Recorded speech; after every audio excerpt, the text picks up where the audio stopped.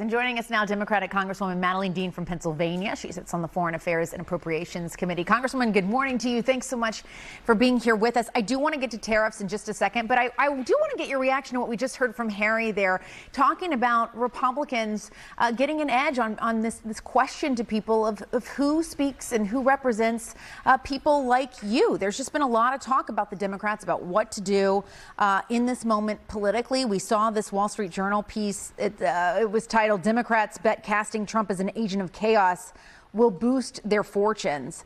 I'm curious what you think about all of this, if you think it's just enough to let Trump be Trump and be against Trump, if that's going to connect with people.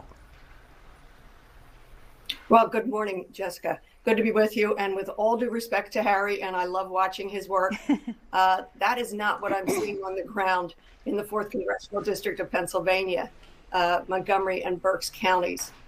What my constituents are telling me is less about party and much more about what this administration is doing to them, to the working class. We know that the chaotic rollout of punishing tariffs, punishing to our allies, is really a massive tax on my constituents. It will harm every single one of my constituents. So I'll leave the polls to Harry, but my constituents tell me they're gravely concerned about the direction of the country. They recognize a president who is stuck on revenge, not aspirational for their futures. He is stuck on revenge, which to me is so puzzling. The man won a second term. Why is he stuck in the past? And as you're hearing this, Congresswoman, do you think too to yourself and then talking with your Democratic colleagues about the message going? I mean, I know we're still a little bit from the midterms, but going forward, is there a cohesive message that again is not just we're the normal ones and Trump's the chaotic one? Is there a more cohesive message that you think would do better with a broader spectrum of voters? I think the message is what the majority party is doing. And if my phones in D.C. yesterday and this whole week are any poll, it shows that people are paying attention. Take a look at the bills that we passed this week because of the majority party's direction. We passed a bill that would take off the cap for big banks on charging overdraft fees. We've seen this play before. It hurts everyday Americans as banks can, at their whim, decide how much they want to charge the consumer for an overdraft fee. That disproportionately hurts working people. They passed a bill to hurt the ability to vote, particularly the ability of women to vote. It's another form of voter ID and voter suppression. And then finally, we passed a budget resolution that would require, it will require, massive cuts to Medicaid. Again, these are all things that my constituents are paying attention to, and they recognize it's at the service of a president who simply wants to pass massive tax cuts to the wealthy.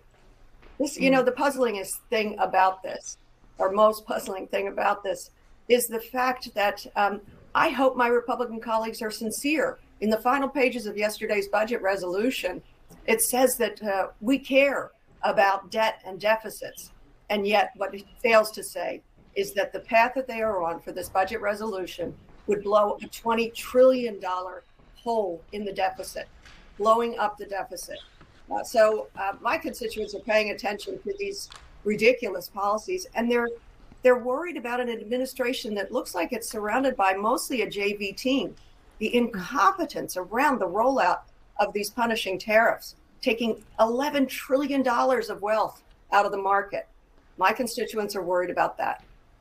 And there was a live stream on social media. The UAW president, Shawn Fain, talked about the tariffs. I just want to play a quick clip from him. But I want to be clear about this. The Trump administration is the first administration in my lifetime that's been willing to do something about this broken free trade system. Tariffs are the first step. But we need to put out our vision for an auto industry that doesn't leave behind working class people. Congresswoman, I just want to get your reaction to his thoughts there. What are some alternatives? I hear you on the tariffs and what the concerns are. You're hearing from your constituents and from yourself as well. What are some alternatives to address these concerns? Well, a thoughtful tariff policy. I'm with the president there. I'm with working people. I'm with union workers. We have seen an increase in union jobs and wages and negotiating power. I wish the president would focus on that. But the erratic nature of these tariffs are not going to bring back more jobs, are not going to protect American workers and wages. And so that's my grave concern around the tariffs. All right. Congresswoman Madeleine Dean, thank you so much for your time this morning. We appreciate it.